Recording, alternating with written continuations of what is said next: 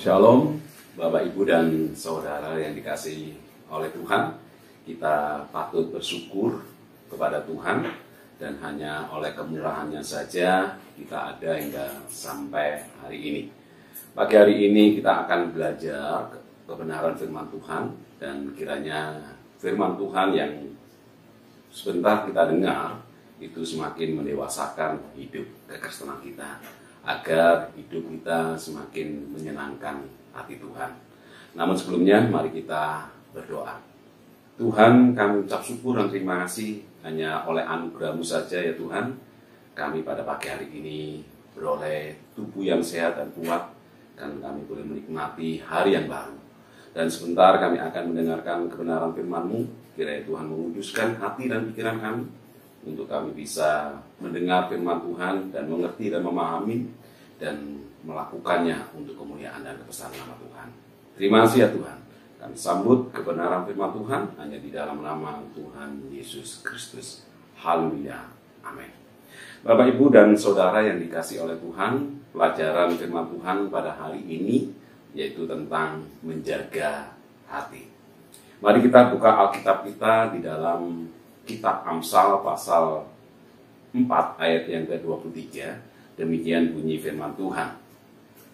Jagalah hatimu dengan segala kewaspadaan, karena dari situlah terpancar kehidupan.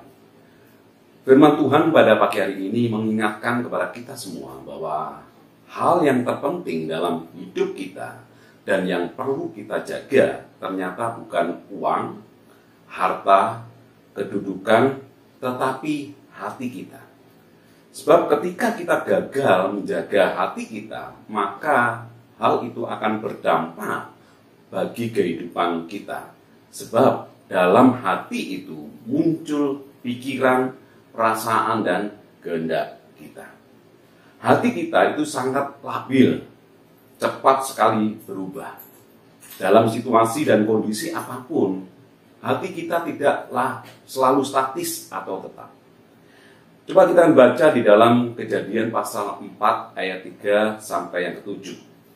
Kejadian pasal 4 ayat 3 dan ke-7 sampai ke-7. Setelah beberapa waktu lamanya, maka Kain mempersembahkan sebagian dari hasil tanah itu kepada Tuhan sebagai korban persembahan. Habel juga mempersembahkan korban persembahan dari anak sulung kambing dombanya, yakni lemak-lemaknya. Maka Tuhan mengindahkan Habel dan korban persembahannya itu. Tetapi Kain dan korban persembahannya tidak diindahkannya.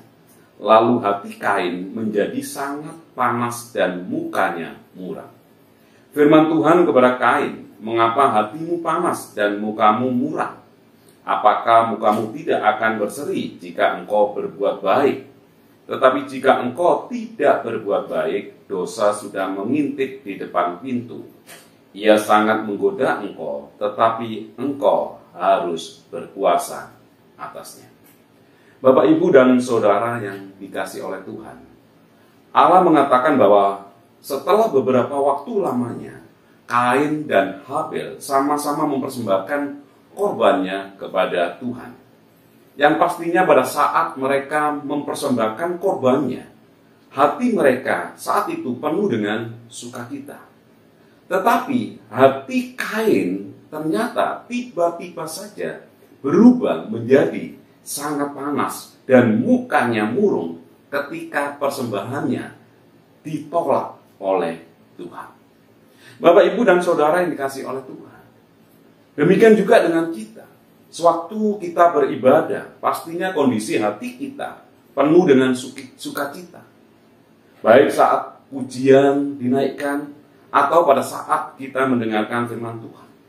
Namun hati kita yang penuh sukacita itu bisa berubah secara tiba-tiba saat kita mendengar perkataan orang lain yang tidak menyenangkan kepada kita.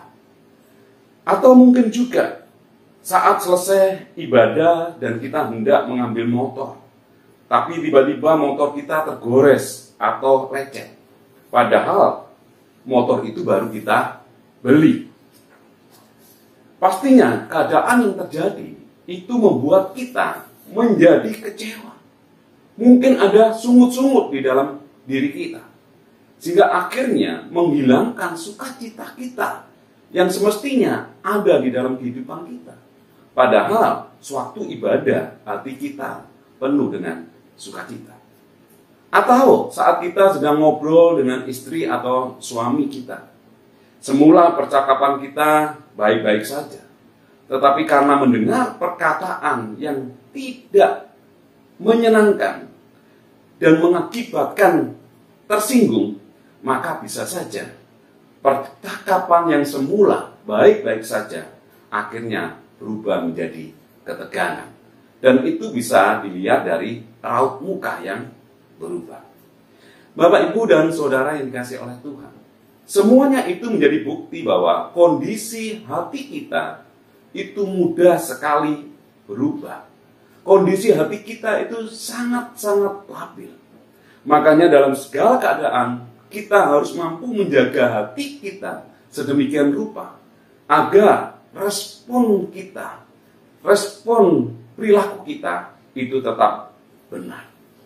Menjaga hati bukan hanya dilakukan saat kita beribadah, tetapi saat kita ada di rumah, saat kita di kantor, atau kita sedang di jalan, atau di mana saja, kita seharusnya selalu menjaga hati kita. Sebab ada banyak peristiwa yang terjadi secara tiba-tiba di luar kehendak kita yang bisa mempengaruhi hati kita. Kain gagal menjaga hatinya saat mempersembahkan persembahannya tidak diindahkan oleh Tuhan. Hatinya menjadi sangat panas dan mukanya muram. Dan meskipun Tuhan sudah mengingatkannya, namun Kain tetap gagal menjaga hatinya. Dan akibat yang fatal adalah Kain membunuh Habel, adiknya. Bapak, Ibu, dan Saudara yang dikasihi oleh Tuhan, demikian juga dengan kita. Ketika kita gagal menjaga hati kita, maka sangat mungkin menghasilkan sesuatu yang bukan saja merugikan diri sendiri, tetapi juga bisa merugikan orang lain. Berapa banyak dari kita yang gagal menjaga hatinya mengakibatkan orang lain yang ada di sekelilingnya tersinggung. Orang lain yang ada di sekelilingnya menjadi sakit hati, marah, kecewa, dan tidak sedikit terluka hatinya oleh karena kita gagal menjaga hati kita. Bapak, Ibu, dan Saudara yang dikasihi oleh Tuhan, jika kita ingin punya respon yang tepat, maka sangat penting bagi kita untuk selalu menjaga hati kita sesuai dengan firman Tuhan, agar menghasilkan tindakan, respon yang menyenangkan atau yang memuliakan nama Tuhan. Dan biarlah firman Tuhan yang kita dengar pada pagi hari ini itu senantiasa menjadi berkat bagi hidup kita, untuk kita selalu menjaga hati kita, sehingga hati kita itu bisa terekspresi dengan baik di dalam perilaku dan hidup kita. Selamat menjaga hati, dan Tuhan Yesus memberkati kita. Amin. Mari kita berdoa. Tuhan, kami mengucap syukur dan terima kasih buat kebenaran firman Tuhan yang boleh kami dengar pada pagi hari ini, ya Tuhan, yang mengajar kepada kami untuk kami bisa menjaga hati. Kami rindu, ya Tuhan, kami bisa mengendalikan hati kami. Kami bisa menguasai hati kami. Kami bisa menjaga hati kami dengan kebenaran firman Tuhan. Sehingga hal itu akan menghasilkan respon, tindakan, atau sikap yang benar juga di hadapan Tuhan.